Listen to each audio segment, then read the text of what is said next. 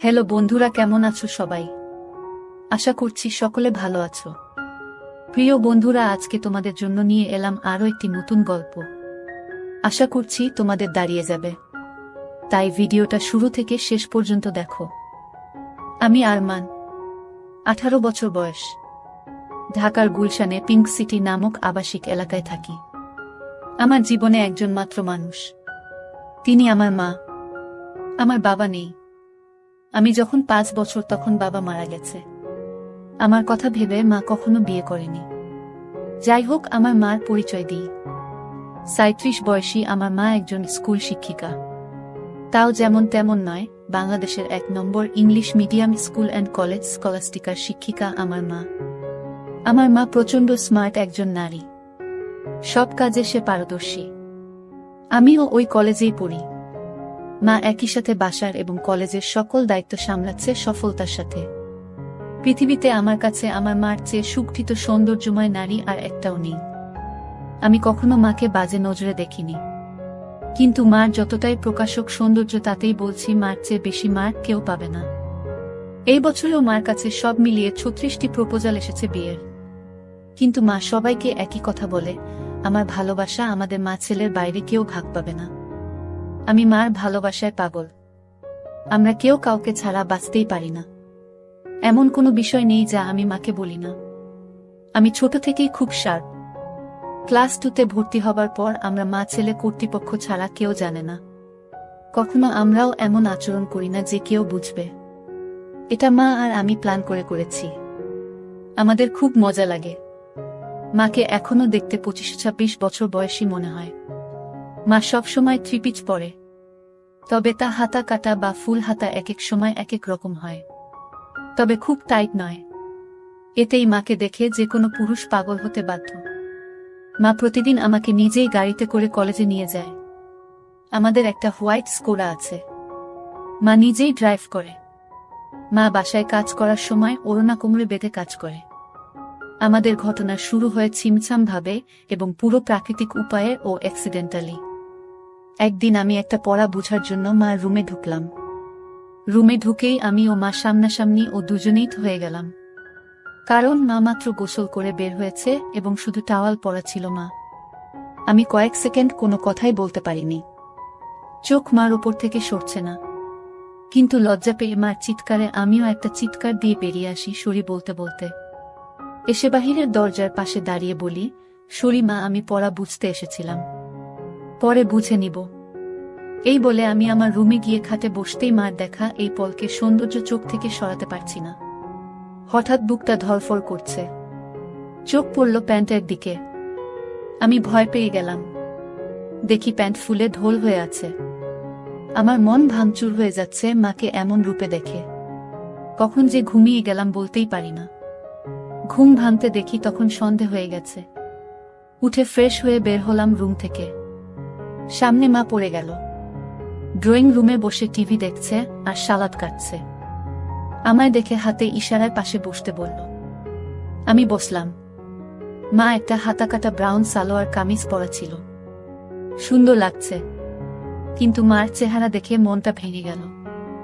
আমার স্বর্গতুল্য মাকে নিয়ে কি সব বাজে চিন্তা করেছি আমি, ছি। হঠাৎ মার ধাক্কায় সম্বিত হলো। আম্মু, কি হলো বাবা? কি ভাবছিস? চুপ করে। আমি, না আম্মু কিছু না, তোর জন্য বিরিয়ানি রান্না করেছি, আয় খাবি চল। মা একদম স্বাভাবিক হয়ে আছে, হয়তো নিজেও লজ্জা ঢাকছে। আমি, আজ আমায় খাইয়ে দিবে আম্মু? মা আমার দিকে এক পলক অপরূপ দৃষ্টি করে চেয়ে বলল, আয় কাছে আয়। আমি হাত বাড়ালাম, কিন্তু মা আমাকে অবাক করে দিয়ে হাত ধরে কাছে নিয়ে তার কোলে থাইয়ে বসিয়ে দিল। আমি বুঝতে পারছি না হঠাৎ এমন করলো কেন। কারণ বড় হয়েছি বলে হয়তো এতদিন এমন কোলে নেয়নি, এজন্য অবাক লাগছে। আম্মু, জানিস বাবা, তোকে নিয়ে আমার অনেক স্বপ্ন। আমি জানি মা, আমি বড় মানুষ হয়ে দেখাবো। আম্মু, তুই বুঝছিস না। আমি চাই না তুই টাকা পয়সা কামানোর জন্য জীবন পানসে করিস। আমি মানে? আম্মু মানে হলো কখনো টাকার পিছনে না ছুটে খুশি থাকতে চেষ্টা করবি। টাকা এমনি আসবে। আমি, ও আচ্ছা। মা আমাকে খাইয়ে দিল। এমন মাসুম মার প্রতি রাতে কি নাকি ভেবেছি আমি ছি। ভেবেই খারাপ লাগছে। আমরা যে যার রুমে গেলাম ঘুমাতে। সারারাত নিজেকে দুষেছি আমি। দুদিন মন খারাপ ছিল। এর মাঝে একদিন কলেজে যাওয়ার সময় মা বলল, কোনো কারণে কি মন খারাপ তোর? আমি, না মা। মা আর কিছু বলল না। পরদিন আমার ক্লাস ছিল না। মা গেল। হঠাৎ ফোন করল মা। আম্মু, গোসল করে তাড়াহুড়ায় আমার কাপড় মেলতে ভুলে গেছি, একটু নেড়ে দে প্লিজ। আমি, আচ্ছা মা। আমি মার রুমে গেলাম। গিয়ে বালতি নিয়ে ছাদে যাই। নাড়তে গিয়ে প্রথমে ছিল কামিজ, তারপর সালোয়ার, এরপরে বাকিগুলোও দেখি। দেখে আমার বুক ধরফর করতে লাগে। দেখলেই বোঝা যাচ্ছে এটা নামিদামি ব্র্যান্ডের। হাতে তুলতে হাত কাঁপছিল। আর কি সুন্দর ঘ্রাণ ওগুলো থেকে, কি বলবো। আমি হতবিহ্বল হয়ে গেলাম। কারণ পৃথিবীতে ৭০০ মিলিয়নে একজনের ভাগ্যক্রমে একই সাইজের হয়, আর তা আমার মার ভেবেই মাথা নষ্ট হয়ে গেল। পাগল হয়ে যাব মনে হয় এমন দশা। আমি কোনোমতে ওগুলো একটা সাইডে নেড়ে দিলাম যেন বাহিরে কার চোখে না পড়ে। দৌড়ে রুমে এসে পড়ি।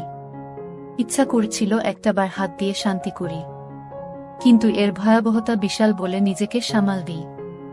এরপর ইন্টারনেটে দেখতে লাগলাম এসব চিন্তা নিয়ে। দেখি অসাধারণ বিষয়। স্বামী মারা গেলে ছেলেই মায়ের দায়িত্ব নিবে এবং সব খেয়াল রাখবে, তার শারীরিক মানসিক সব হতে পারে, এটা বেদে লেখা। নারী অন্য কোনো দেহের সাথে জড়াতে না চাইলে বাসনা পূরণ করা সন্তানের দায়িত্ব। আমি কি করব বুঝতে পারছি না। এসব ভাবতে ভাবতে ঘুমিয়ে গেলাম। উঠলাম মার ডাকে। দেখি মা সামনে দাঁড়ানো। বসলো বিছানায় ও আমার মাথায় হাত বুলিয়ে বলল, ঘুম হলো সোনা? আয় খাবি আয়।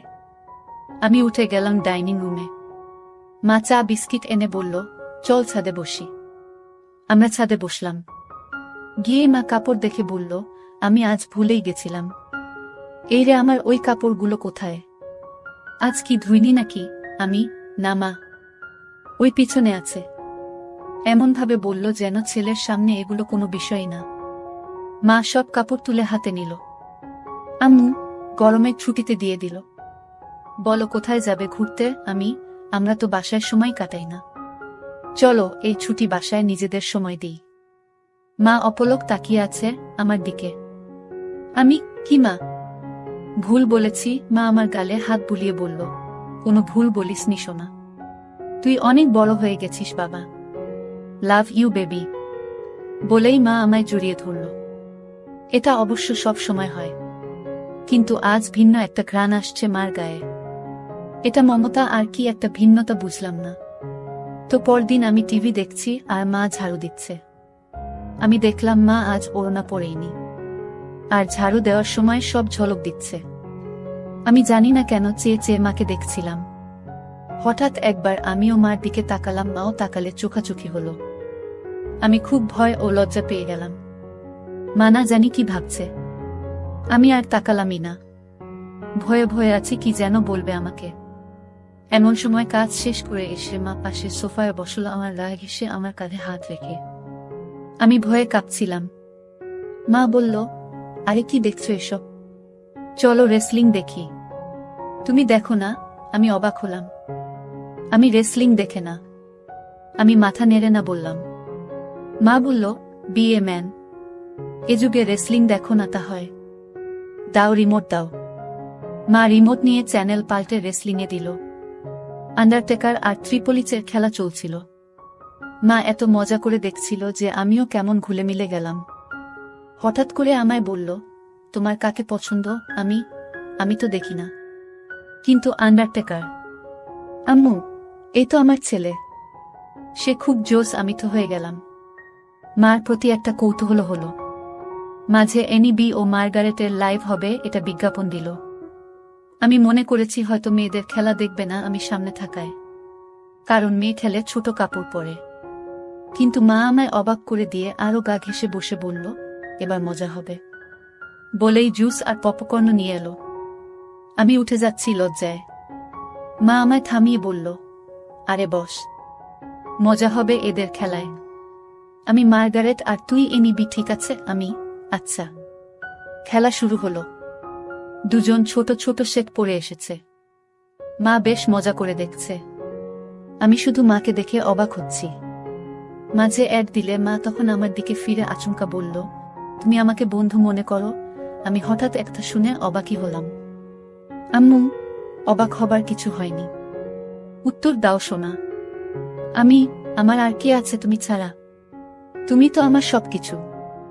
আম্মু, তাহলে একসাথে মায়ের সাথে ফ্রি হতে সমস্যা হচ্ছে কেন গাধা? এটা জাস্ট খেলা। আসলে ওরা ছোট কাপড় পরা, তাই মা ছেলে একসাথে এসব দেখা, এজন্য লজ্জা লাগছে। মা হাসতে হাসতে শেষ। আম্মু, আরে বোকা ছেলে, আমি না তোর মা। লজ্জা কিসের আমার সাথে? এগুলো অনেক আগের মূর্খ সমাজে চলত, এখন না। শোনো, আমরা মা ছেলে ছাড়া আর কেউ নেই আমাদের জীবনে। আমরা চিল করব না তো কে করবে বলো? আম্মু, আমরা একসাথে এগুলো দেখলে কিছু হয় না। আর এগুলো পড়ার জন্য এমন লজ্জা কেন? তুই পড়িস না নাকি? আম্মু, আমিও তো পড়ি, তাতে কি হয়েছে? এসব উলটপালট কথা বলবি না। পোশাক কখনো মানুষের স্বভাব থাকে না। মনে বিষ নিয়ে যদি বুরখা পরে ঘোরা হয়, তাহলে বুরখা পরার কোনো মানে নেই। এটা মাথায় রাখবি। আমি মাথা নাড়লাম। এরপর খেলা শুরু হলে দেখা শুরু হলো আমাদের। হঠাৎ মা বলল, চল বাজি হবে, আয় দেখি কে জিতে। আজ মার্গারেট জিতবে। আমিও আর লজ্জা না পেয়ে মাকে সঙ্গ দিলাম। আমরা রক্তহীন করা খেলায় শেষে আমিই জিতে গেলাম। পুরো 5,000 টাকা জিতলাম আমি। কিন্তু মা একটুও মন ভারী করল না। বেশ টাকা আয় হলো। মাঝে মাঝে এমন হলে বড় লোক হয়ে যাব। আম্মু, তা তো হবেই। তবে জিতলি, কি খাওয়াবি বল? তুমি কি খাবে আম্মু? তোকে খাবো। আম্মু, আরে বোকা, এমনি বললাম। আচ্ছা, আমি ঘেমে গেছি, যাই গোসল করে আসি। মা গোসল করতে গেল। আমি টিভি দেখছি। হঠাৎ শব্দ মার গলার। আমি দৌড়ে যাই মার রুমে। গিয়ে আবার হয়ে গেলাম। আজ সেদিনের মতো নয়, কিন্তু আজ মাকে সম্পূর্ণ ভিন্নতর দেখলাম। আমি হা করে তাকিয়ে আছি। আম্মু, কিরে কি দেখিস? অবাক হয়েছিস না? আমি মাথা নেড়ে হা বলি। কিন্তু এত টাইট যে আম্মু? ও তুই টাইটের কথা বলছিস? আমি বলছি, এটা আমার অনেক আগের জামা। এই জামার বয়স তোর চেয়ে 2 বছর বেশি। কি বলছো এগুলো? ওয়াও আম্মু, হ্যাঁ ওয়াও। সুন্দর না? নাকি খারাপ লাগছে? খারাপ লাগে তোমার ভূত। একদম পরি লাগে আমার মাকে। আম্মু, কিন্তু আসলেই অনেকদিন বলে টাইট হয়ে গেছে, কেমন যেন লাগছে। যদি কিছু মনে না করো একটা কথা বলি মা? হ্যাঁ বল। তোমাকে টাইট ড্রেসেই ভালো লাগে কেন? যে সবসময় আলখাল্লা পরে থাকো বুঝি না? মডার্ন যুগের এত ভাষণ আমাকে দাও আর নিজে সেকেলে। মনেই হয় না ইংলিশ মিডিয়ামের টিচার তুমি। আম্মু, হা, আমার বদমাইশ ছেলে, আয় বুকে আয়। ইদানিং তুমি চেঞ্জ হয়ে যাচ্ছ যে, খুব আদর সোহাগ করছো যে। মা আমায় ছেড়ে দিয়ে মুখটা মলিন করে বাথরুমে চলে গেল। আমিতে ভয় পেয়ে গেলাম। কি বলতে কি বলে দিলাম। একটু পরে মা আবার আলখাল্লা পরে হাতে ওই জামাটা এনে আলমারিতে রেখে ধপাস করে বন্ধ করে নিচে কিচেনে চলে গেল। আমি কি বলবো বুঝতে পারছি না। আমিও পিছনে গেলাম। বললাম, মা রাগ করেছ? সরি মা, আর এমন বলবো না। মা কথাই বলছে না। আমি পিছনে ঘুরছি, কিন্তু মা পাত্তাই দিচ্ছে না, শুধু চোখে পানি ভরে কাজ করছে। কিচেনের জিনিসে রাগ ঝাড়ছে। টেবিলে খাবার দিয়ে মা উপরে যাচ্ছে। তখনই আমি মার পায়ে পড়লাম ও বললাম, আর কখনো এমন বলবো না মা, ক্ষমা করে দাও। কেঁদো না মা, তুমি ছাড়া আমার আর কে আছে বলো? মা কেঁদে দিয়ে আমায় জড়িয়ে ধরে বলল, আমিও তো তাই বলছি। তুই ছাড়া আমার আর কে আছে? তোকে আদর সোহাগ করব না গো কাকে করব? তুই তো আমার সবরে পাগল। সরি, আর হবে না মা। আম্মু, আমি সবসময় তোকে ভালোবাসি বোকা। আর এমন বলিস না। আমাকে প্লিজ একা করে দিস না তোর বাবার মতো। না মা, আমি তোমার সব কথা শুনবো ও মেনে চলব। আমারও সব কথা মানতে হবে তাহলে? মা মুচকি হেসে চোখ মুছে বলল, তাহলে ওই ড্রেস পরে এসো আর আমাকে খাইয়ে দাও। মার মুখে উজ্জ্বল হাসি। মা রুমে গিয়ে মিনিটে চলে এলো ওই ড্রেস পরে। আমি বললাম, তোমায় একদম ক্লাস 10-এর মেয়ে মনে হয় মা, যে কোনো কাপড়েই বোঝাই যায় না তোমার বয়স 37। মা মুচকি হেসে আমায় নিয়ে বসে খাওয়ালো। তারপর আমরা যে যার রুমে গিয়ে ঘুমালাম। এভাবে মা আর আমি আর কিছু না করে ছুটি শেষ করলাম। ছুটির পরে আমাদের কলেজে একটা সাংস্কৃতিক অনুষ্ঠান হয়। সবাই নাম দেয়, আমিও নাম দিই গানে।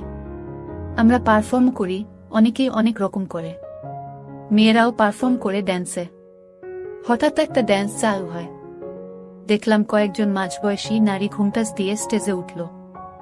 এরপর গান চালু হতেই ঘুমটা খুললে আমি আকাশ থেকে পড়লাম। মা লিডিং ড্যান্সার আর মারাত্মক লাগছে তাকে। মা একটা হলুদ শাড়ি পরেছে যা মারাঠি স্টাইলে বাঁধা ও নাভি বরাবর। এতেই সবার হৃদস্পন্দন বাড়িয়ে দিল। সবাই হুররে করে অনুষ্ঠান শেষ করল। আমি আমার মা এত সুন্দর নাচে তা জানতাম না। ছেলেরা সবাই তো বলছেই, সাথে মেয়েরাও বলছে ম্যাম খুব হট। আমার খুব গর্ব হলো এটা শুনে। আমরা বাসায় গিয়ে আমি মার সাথে কথা বলছি না। মা তা দেখে বলল, কি হয়েছে আমার প্রাণ ভোমরা? আমি, আবার প্রাণ ভোমরা বলছে? কখনো তো বলনি নাচতে পারো। আমাকে তো কখনো নাচ করে দেখাওনি। মা আমার কাছে সোফায় বসে গা ঘেঁষে বলল, এই যে মশাই, আপনাকে সারপ্রাইজ দিতেই বলিনি আগে। এখন আপনিও তো অবাক হলেন তাই না? আপনার জন্য এত কিছু করলাম আর আপনি যদি মন খারাপ করে থাকেন তাহলে হয়। সরি। আচ্ছা ঠিক আছে। তুমি এত সুন্দর নাচতে পারো আমি জানতামই না। আর কি ড্রেস পরেছ তুমি ওখানে, আমি অবাক। কখনো তো এমন খোলামেলা পোশাকে দেখিনি। আম্মু, খোলামেলা কই? এত মারাঠি স্টাইল। আর খোলামেলা কি বলছো? আমাকে কি খুব খারাপ লাগছিল? নাউজুবিল্লাহ। তোমাকে আর খারাপ লাগবে তা অসম্ভব। পৃথিবীর সবচেয়ে সুন্দর নারী আমার মা, আর তাকে খারাপ লাগবে? তোমায় মারাত্মক লেগেছে মা। মা আমার গাল ধরে বলল, থ্যাংক ইউ। আম্মু, মা একটা কথা বলি? আম্মু, হ্যাঁ বল। আমাকেও একদিন নেচে দেখাবে প্লিজ? আম্মু, তুই আমার নাচ দেখবি? ভালো লেগেছে খুব। আমি ভাবতেও পারিনি এত সুন্দর নাচ তুমি। আজ সবাই তোমার প্রশংসা করছিল। প্লিজ মা, দেখাবে বলো না? আম্মু, অবশ্যই দেখাবো সোনা। আমার পৃথিবী তুই, আর তোকে খুশি করতে সব করতে পারবো। বল কি ড্যান্স দেখবি? যেই কস্টিউম আছে তার বিচারেই যা ইচ্ছা তোমার। আম্মু, আচ্ছা তুই বস, আমি আসছি বলে মা পালালো রুমে। একটু পরে এসে আমায় পুরো চমকে দিল। মা একটা শাড়ি পরেছে যা ট্রান্সপারেন্ট মেরুন রঙের, ফলের সব উদীয়মান। দেখে আমি সোফা থেকে দাঁড়িয়ে যাই। মা আমায় এমন উঠতে দেখে বলল, এখন আমি তোর টিচার নই বোকা। দাঁড়াচ্ছিস কেন? আমি যেন কেন বলে দিলাম, তোমায় আজকে সত্যি অসাধারণ হট লাগছে মা। বলার পর খেয়াল হলো আমি কি বললাম। জিভ কেটে বললাম, ওফ সরি মা, আমার ভুল হয়ে গেছে, আর বলবো না এমন পচা কথা। মা আর চোখে একটা চাহনি দিয়ে বলল, আমি কি হইতো বলতো? আমার মা। আম্মু, তাহলে এমন কেন করছিস? মা নাকি তার সন্তানের কাছে সবচেয়ে সুন্দর হয়। তুইও তো বললি, তো প্রশংসা করতে এত দ্বিধা কিসের? ওই ভাষাটা বিব্রত তাই। আম্মু, চুপ করত। কোনো বিব্রত নয়। এদেশীয় ভীত সংস্কৃতি তোর ভিতরে কিভাবে এলো বুঝলাম না। হট কোনো বাজে শব্দ নয়। যাকে যা লাগে তাই বলা উচিত, বুঝেছিস? চাইলে আরো গভীর কিছু বলতে পারিস। আমি ভ্যাবলা হয়ে বললাম, হ্যাঁ, কিন্তু মাকে এসব চজাতীয় কথা বলা কি ঠিক? মা আমায় হাত ধরে সোফায় বসে বলল, আম্মু দেখ শোনা, আমি তোর মা। আমায় তুই যা খুশি বলতে পারিস। ভালো লাগলেও বলবি, খারাপ লাগলেও বলবি, তাতে কোনো সমস্যা নেই। এখন তুই যদি আসলে আমায় মা বলে আপন নাই বা ভাবিস, তাহলে আর আমার কি করার? স্বামীকে হারিয়ে একমাত্র সন্তানের সঙ্গ কপালে না জুটলে তো আর কিছু করার নেই। আমি বুঝলাম মা মনে মনে কষ্ট পাচ্ছে, আর প্রশংসা করায় মা আমায় বাধা দেয়নি। পশ্চিমা দেশের মতো মা আমায় স্বাধীনতা দিচ্ছে, ভালো তো এমনিতেই বাসে মা। তাই মার মন ভালো করতে বললাম, okay my dear loving mother, let's show me your best move. মা হেসে দিয়ে আমায় ধন্যবাদ আনতে কপালে হামি দিয়ে বলল, লাভ ইউ মাই ডিয়ার। তোর জন্যই বেঁচে আছি আমি। আমায় তুই বুঝিস বলেই আমি পরিণত মা। বল কোনো গানে নাচব? আমি কাটা লাগা সং। মা চোখ বড় করে বলল, নটি বয়। আমি হেরে যাওয়ার মতো মাথা নিচু করলাম। মা আমার থুতনি ধরে তুলে চোখে লাস্যময়ী হাসি এনে বলল, আমার ছেলে বলবে আর আমি মা হয়ে তা করব না, এটা হতে পারে? বলেই মা কাটা লাগা সং বাজিয়ে পৃথিবীর সকল সৌন্দর্য নিজের ওপর এনে নাচতে লাগলো। সে কি মুভ ও স্টাইলে নাচল, কি বলবো। মনে হচ্ছিল যেন আমার গার্লফ্রেন্ড হলেও এমন ভঙ্গিতে নাচত না। পুরোপুরি বোল্ড লাগছে মাকে। আমি দাঁড়িয়ে হাততালি দিলাম ও মাকে গিয়ে সালাম করলাম। মা অবাক হয়ে গিয়ে বলল, কি ব্যাপার, সালাম কেন? আমি, কারণ তুমি আমায় এত ভালোবাস, আমায় এত বিশ্বাস করো তাই। এমন সাজে আমি কখনো ভাবিনি তোমায় দেখব, তাও আবার আমার অন্যায় আবদার রেখে এই বোল্ড সং ড্যান্স করলে। তোমার কি খারাপ লেগেছে মা? মা বলল, এজন্যই তোকে এত বেশি ভালোবাসি রে পাগল। তুই খুব মাসুমার, হনেস্ট আর খুবই কিউট। শোনো তাহলে, তুই আমার একমাত্র সন্তান আর একমাত্র সঙ্গী, যাকে নিয়ে আমার জীবন মরণ সব। তোর কাছে খারাপ লাগার কিছু নেই। আমি তোকে ভালোবাসি রে পাগল। আর এমন কেমন বলিস? এটা একদম স্বাভাবিক। আমি চুপ করে রইলাম। মা কয়েক সেকেন্ড আমার দিক তাকিয়ে থেকে বলল, আচ্ছা এখন গোসল করে আসি। মা চলে গেল। আমি আর পিছন দেখার কেমন মনোবল পাচ্ছি না। তবে 10 মিনিট পর হঠাৎ মার ডাক এলো। আমি মার রুমে যেতেই আবারও সেই মুহূর্ত সামনা করলাম। মাকে এরূপে দেখে বুক ধকধক করছে। আমি কিছু বলতে পারছি না, কিন্তু মা আমায় দেখে মোটেও বিচলিত নয়। একটু কড়া কণ্ঠে বলল, বস বিছানায়। আমি কি করব বুঝতে পারছি না। মা এবার আরো একটু কড়া হয়ে বলল, বসতে বললাম না। আমি চট করে বসলাম। মা আরেকটা তোয়ালে দিয়ে চুল মুছে তাতে বেঁধে এসে আমার পাশে বসল। আমি নিচের দিকে মুখ করে আছি। আম্মু, আমার দিক তাকা। আমি তাকালে মা বলল, আমি তোর কি? আমি মা? আম্মু, আমি খেয়াল করছি সেই দিন এমন তোয়ালে পরা দেখার পর থেকে তুই পাল্টে গেছিস। কেন এমন কেন করছিস? আমি সরি মা। আমি আসলে সেদিন একটা পড়া বুঝতে এসেছিলাম। জানতাম না তুমি গোসল করে তোয়ালে পরে বের হয়েছিলে, তাই ঢুকে পড়ি। আর হবে না মা, ভুল হয়ে গেছে। আম্মু, আর একটা কথা বললে একটা চড় মারব। তোকে সারা জীবন এ শিক্ষা দিয়েছি আমি। আমি না তোর মা, তুই ছোট থেকে আমায় এমন দেখেছিস, এখন একটু বড় হয়েছিস বলে আর দেখিসনি। তাতে এমন করার কি হলো? কিন্তু এখন তো আমি বড় হয়ে গেছি মা। আম্মু আবার কথা বলে, সন্তান আজীবন মার কাছে ছুটি থাকে। আর তোয়ালে পরে দেখায় কি দুনিয়া উল্টে গেছে? আমায় কি তোয়ালেতে দেখতে এতটাই বিশ্রী? আমি মার মুখে হাত দিয়ে বললাম, না মা, দুনিয়াবি সবচেয়ে সুন্দর তুমি, যা সব কিছুতেই।